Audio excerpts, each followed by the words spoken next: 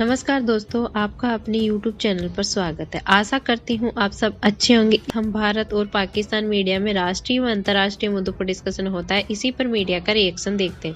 Video पसंद आए तो वीडियो को लाइक, शेयर और चैनल को सब्सक्राइब जरूर करें, जिससे मुझे भी मोटिवेशन मिल सके और आगे भी इसी तरह की वीडियो मैं आपको प्रोवाइड करवा सकूँ।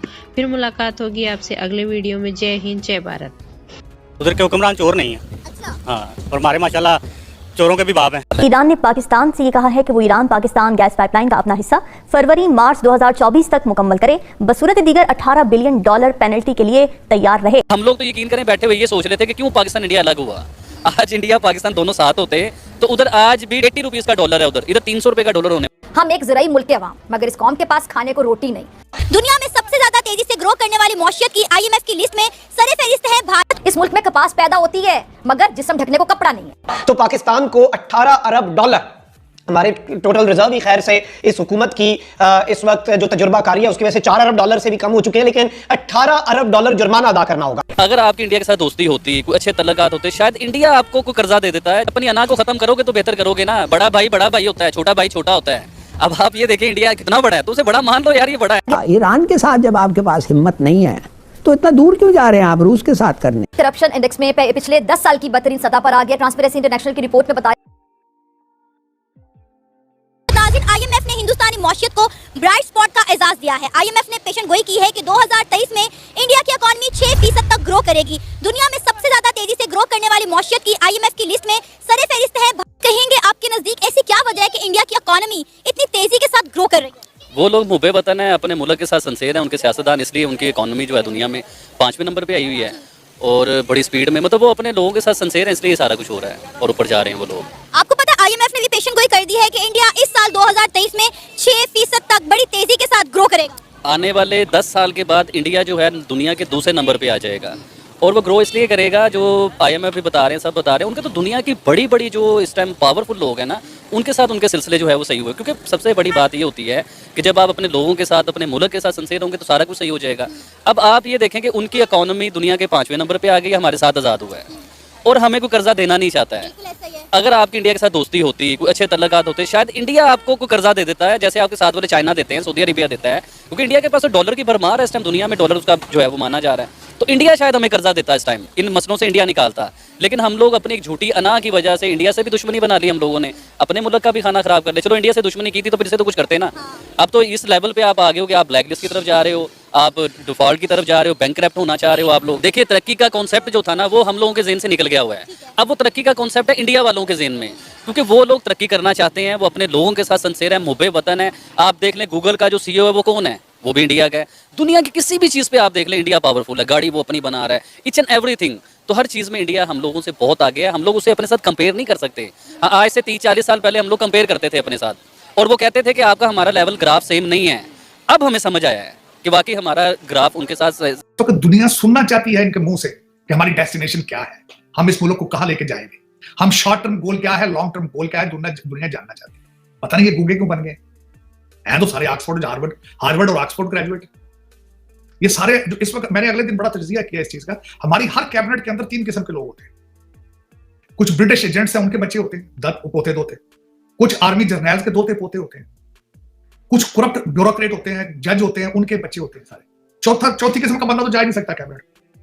चौथी किस्म का ये सारे के सारे जिनकी मैं बात कर रहा हूं, सारे बाहर के पड़े हैं। ये सीक्रेट रखना चाहते हैं कि हम पाकिस्तान को कहां लेके जा रहे हैं। ये किसी अननोन डेस्टिनेशन पे लेके जाना चाहते हैं पाकिस्तान को, कि दुनिया के सामने डिस्क्लोज नहीं करना। और मेरा आखिरी सवाल इस बात का है कि जिस तरीके से खान साहब ने फरमा दिया है कि सियासत नहीं जिहाद है, जो कौमें जिहाद करती हैं उनको तो IMF के पैकेज की जरूरत ही नहीं होती।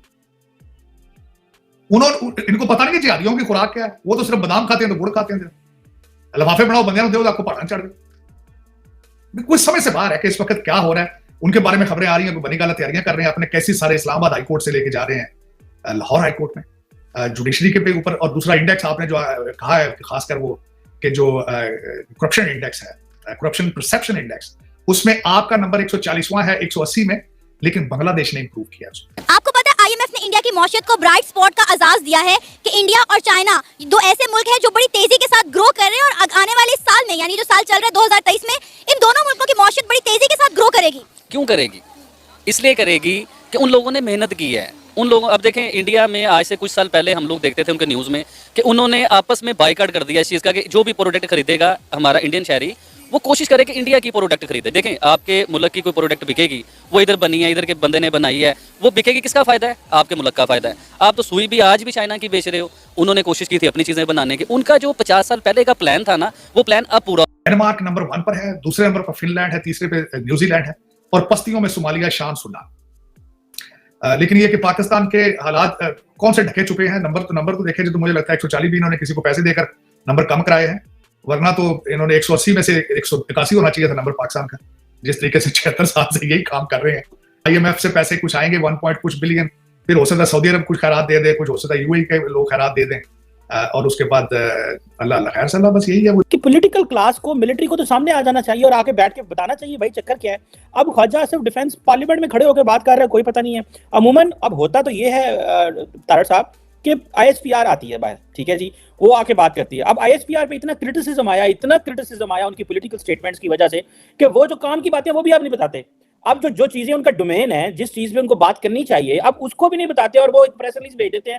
वो समझते हैं द बेस्ट वे इसके आप जो है वो टीवी पे आए ना। जैसे कि आपको पता है कि पहले DG ISPR साहब जो थे, गफूर साहब, वो तो दिन रात तो मीडिया पे होते थे। फिर जो अभी पिछले गुजरे हैं उन्होंने थोड़ा सा स्लाइटली बदला और अभी जो है वो बिल्कुल ही खामोश हो गए हैं। सो ये खामोशी हल है या के आके क्लियर कट बताएं। तार साहब, पाकिस्तान की अवाम अपने खून पसीने से, पसीना नहीं कहूँगा, खून कहूँगा, इन लोगों की जो लीडरशिप है, खासतौर पे मिलिट्री और सिविलियन लीडर्स की गलतियों की कुर्बानियां दे रहे हैं। ये क्यों बाहर आके नहीं बोल देगा सब किन्हीं को देर मरना है, किन्हीं को देर, ये बड़े जेन्युइन सवाल है। लोग अब हर तरफ पेसिमिज्म है, तो इनको बाहर आके बात करनी चाहिए, ना कि बंद कमरे में बैठ के एक सफा जारी कर दें। डर गए सारे। इस वक्त भी आपको पता है टॉप ट्रेंड चल रहा है, Asim Munir should resign hashtag चलवाया गया खासकर, तो ये डर गए। लेकिन मैं बिल्ली, अगर जो कबूतर बिल्ली को देखकर आंखें बंद करे तो बिल्ली चली जाती। मेरा जो पर्सनल एक ख्वाहिश है, ये इस पर पूरी होना जरूरी नहीं है, ये तो फिर पाकिस्तान के अपने वहां के हालात हैं। लेकिन मेरे ख्याल में सबसे बेहतर ये होता है कि बाहर निकल के अपनी गलतियां एक्सेप्ट करें। ये जो आज हालात हैं इसको ओन करें। आज करेक्शन यहां से ठीक होती है, तरक्की यहां से, रिटर्न जो होता है वो यहां से शुरू होता है। अपनी गलतियों को एक्सेप्ट करें, ओन करें कि हमसे ज्यादती होगी, हमने गलती कर ली। ह्यूमन माइंड एक ऐसी चीज है, जब तक अपनी गलती को रिकॉग्नाइज नहीं करेंगे वो उसका इजाला नहीं करेगा। लेकिन इसका रवाज नहीं पाकिस्तान। अना के ऊपर हम मर रहे हैं, सबसे बड़ी ज्यादती है। भूखे बंदे की अना कभी देखी जाए, टेढ़ो पे भूखा हो तो अना भी हो गए, नुकसान किसका, उसका अपना होता है नुकसान। तो इस वक्त हालात ये है कि मेरी ख्वाहिश है, क्योंकि मैं छोटी सी आपको अर्ज मैंने कई दफा किया, ये प्रूवन है, इसमें कोई मैं एग्जैगरेट नहीं कर रहा हूं, कि अयूब खान साहब ने भुट्टो साहब को बनाया था, नवाज को ज़ियाउल हक साहब ने बनाया था, ये जो हमारा मिस्टर हैंडसम है, ये ज़हीरुल इस्लाम है। मैं अपनी, मेरी ओपिनियन नहीं है, सारी दुनिया को पता है कि इन्होंने हमेशा हमारे ज़हनों में खुदा इन्होंने क्रिएट किया कि ये इस बुत की पूजा करें आप। और सिक्योरिटी इदारों ने 7,000 से ज्यादा निडर, बहादुर और जुर्रतमंद जवानों के क़याम अमन के लिए अपने खून से इस धरती का दिफा किया, जबकि दहशतगर्दी के खात्मे के लिए पूरी कौम ने 80,000 कुर्बानियां दी। मगर अफसोस, सद अफसोस कि एक बार फिर हम दहाइयों पहले धकेले जा चुके।